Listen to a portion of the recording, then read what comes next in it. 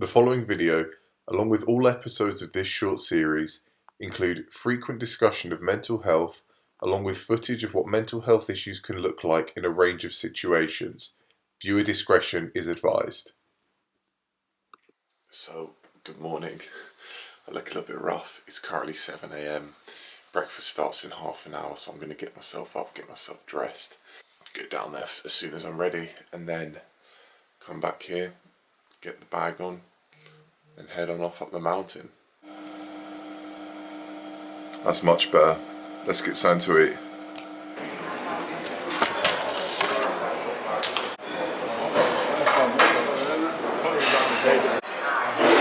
This is what the first plate's looking like. Right, okay, so this morning it's currently 7:35. I'm just about to have some breakfast. I've got some muesli, cocoa pops, whatnot, piece of white toast, and then I finally got some tatty scones, potato scones up here in Scotland. It's got some haggis as well, so I'm really trying the local stuff right now.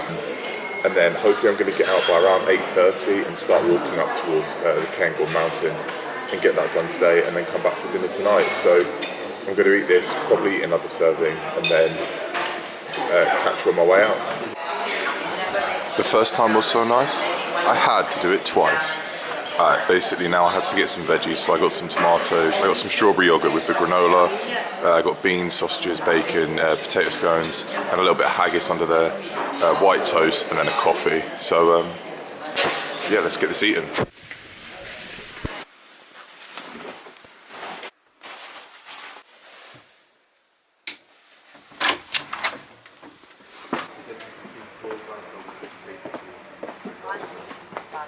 Right. So, we're off, leaving the hotel in the background. Now, it's from here to the top of the mountain is 10 miles.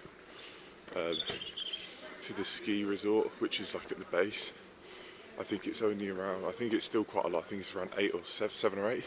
Time's currently 8:30 in the morning, so we should get there in good time and then just do the ascent. I don't know if I did say this at the end of the last episode, but I did some research on like the climbs and stuff, because there's loads of routes you can go up, and to be honest I just kind of want the quickest one, because this is supposed to be a rest day, more like an active rest day, let's be honest, because I'm climbing a bloody mountain, but nonetheless it's going to be you know, I want the quickest and easiest route.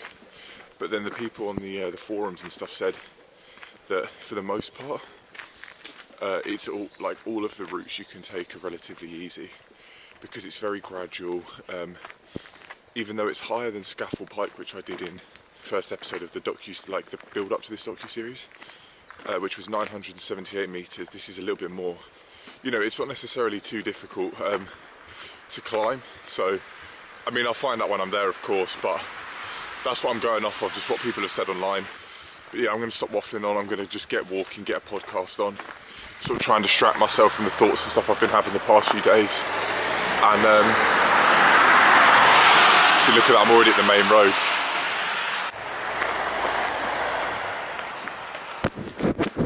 This is a really nice path I'm on now. I was worried I'd have to walk on the road, which is only just there, but now this little path was just hiding away in the tree line, so I've hopped on it, and yeah, it's really nice. Can't yet see the mountains. It is quite a foggy day, unfortunately, so I'm hoping that it kind of clears up a little bit by the time that I'm up the top, and so I get some pretty nice views and stuff. But right now I'm just enjoying taking in the crisp air in this sort of, oh no, the path's ending. Nightmare. Oh no, it's just the other side of the road. Cool. Yeah, so I'm hoping it clears up so I can get some good views from the top. Yeah, just listening to a podcast, which is really helping. Obviously how things have been the last couple of days. And yeah, just slowly walking, knowing that I'm getting closer every step to Glenmore, and then up to the base camp, and then up to the top. But yeah, for now, I mean, I haven't seen anyone else out today, so I'm guessing that people, I know there's a lot of bus lines that go up to the base camp, so I think most people, especially from Aviemore, just take that in rather than walk.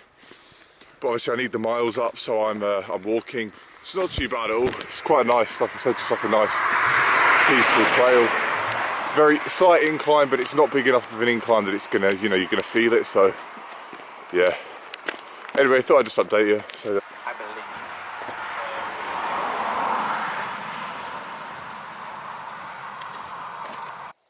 So it's about 30 minutes, 40 minutes since I last updated you guys. I'm now at, as you can see, Loch Morlick. It's just over there. I'll get some better shots in a moment. Just spoke to my sister as well, which was nice, and my niece. Yeah, so it's so quiet here now that I've turned my podcast off.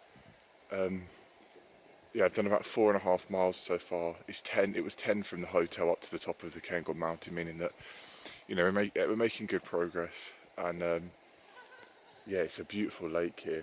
I'm going to go down to the shore of it and just go and get some good pictures and get some footage and stuff. But yeah, that's the update for now.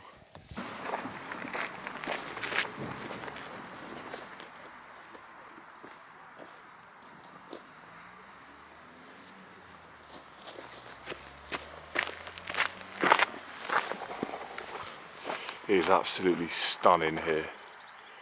It's just so quiet, you know. You've got some people obviously doing their waterboarding and stuff over there. Not waterboarding, paddleboarding and stuff. You know, everyone's friendly, they're all saying good morning and stuff. It's just really good vibes. And where are they? Just over there. I don't know if you can see them too well. There's some ducks, which my niece would absolutely love. All she says when we were on holiday in the Lake District was duck, duck. And yeah, so I'm going to send her a little picture now. So I just stopped in this little cafe behind me here. Super friendly atmosphere. Yeah, it's good vibes. It's like, I don't know what this is, like a little skate park and stuff down there, and a lot of like ski hire and stuff, which I guess is more for the winter season. I did pick myself up a Diet Coke and a sugar-free iron brew. I haven't actually had iron brew this trip, which is quite surprising for being in Scotland. About a quarter of the walking for the whole day is done. I'm halfway now to, well, the top of the mountain, I guess. It's 5 of the 10 miles have been done, but obviously we're not even at the base camp yet, so there's a lot still to go, but just enjoying plodding along really. It's been nice and flat, the scenery's been great, there's a lot of people around, and that's what I need at the moment, so yeah, pretty solid so far.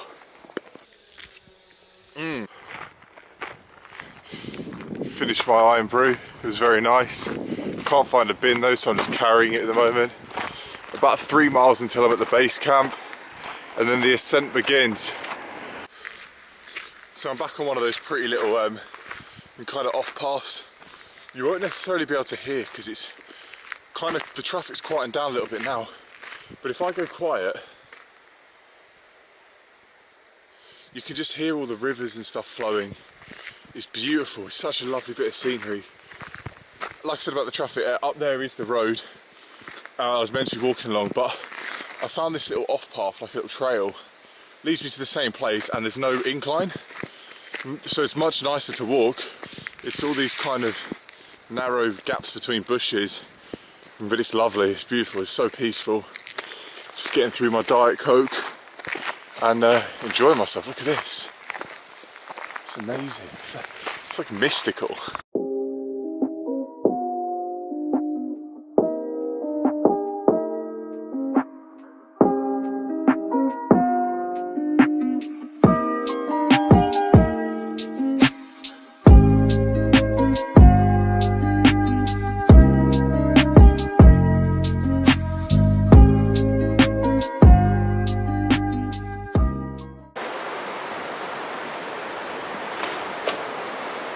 Right, so basically the end of that trail we just walked up is over there. We're now at this stunning bridge here, you know, look down the valley and up it as well, this way. I'm now walking up alongside the river, up into the visitor centre. I'm sweating a ton, I'm tired already. I'm going to probably not record until I get to the visitor centre, and then when I'm up there, we'll have a little catch up, and then yeah, go from there, have a rest and get up the mountain. Those cars up there, that's the visitor centre. I was so close. Just this path left to go. Right, I'm up here now in the car park. Visitor centre's just up there. Such a beautiful view, man.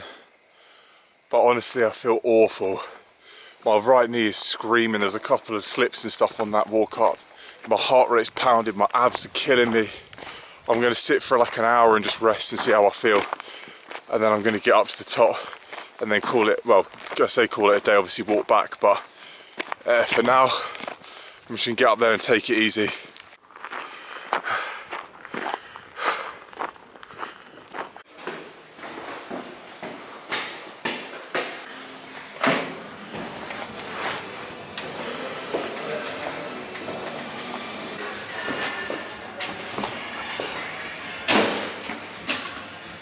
Yeah, just sat and chilled for around 30 minutes, had a couple of drinks, refueled, and now I'm making my way up to the top.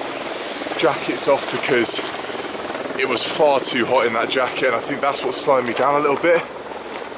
So I'm gonna head up, head back down, no messing about. I don't like to dwell at the top too much. Alright, not far to go now. There's so much construction going on here that all the routes that I planned are pretty much closed. Like the route I'm on now is access vehicles only, so I may get turned around just by like the cars and stuff that are coming down past me quite frequently. But I'm gonna keep going until they say something. I'll catch you at the top. I'm knackered already.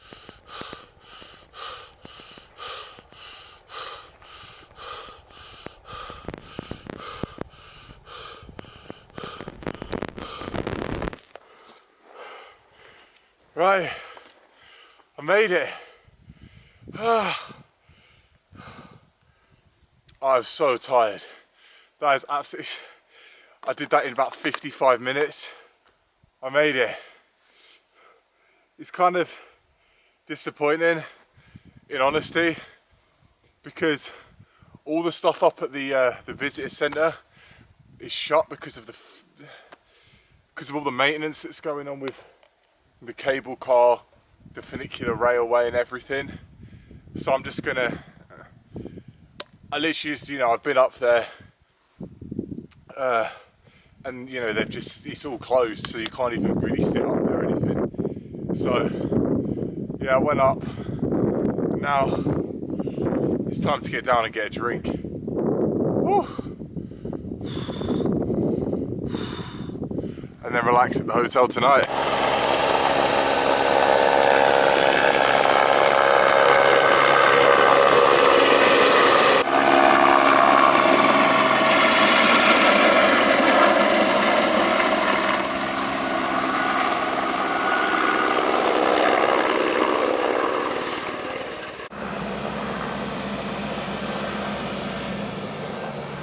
Picked up on the Scottish tradition of greeting everyone. Like, I know we do it a lot in England, where you walk past someone, you go, "You're right," or good morning, or hello, that sort of thing. But in Scotland, they are on it.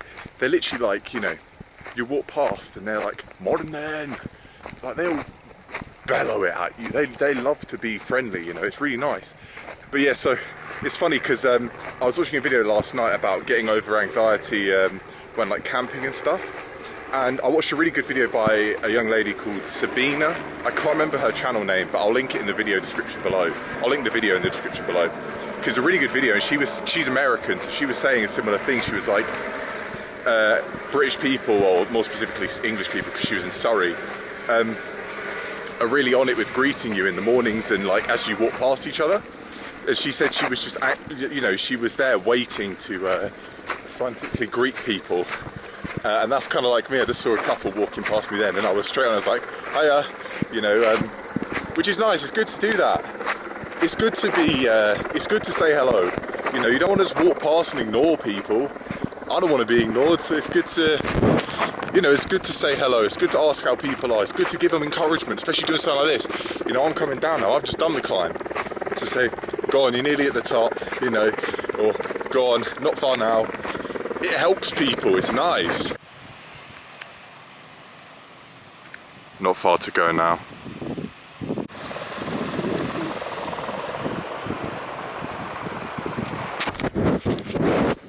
was just up there.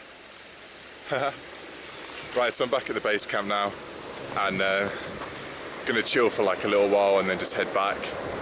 Probably catch up with you when I'm back at the hotel room, do the little debrief, and then just chill in the lounge for the rest of the afternoon, evening. Depends what time I get back. Probably in a few hours, and then just chill in the lounge for the rest of the day. Get a good meal in tonight. So I'm back now. It's been more than a few hours since I got back from the Cairngorm mountain climb. To sum up today then, in statistics, we are looking at 34,000 steps, 4,100 calories, and 19.5 miles walked. So I'll put all of that up on the screen. I'll put the total miles as well up on the screen for so far. That was day 4 done.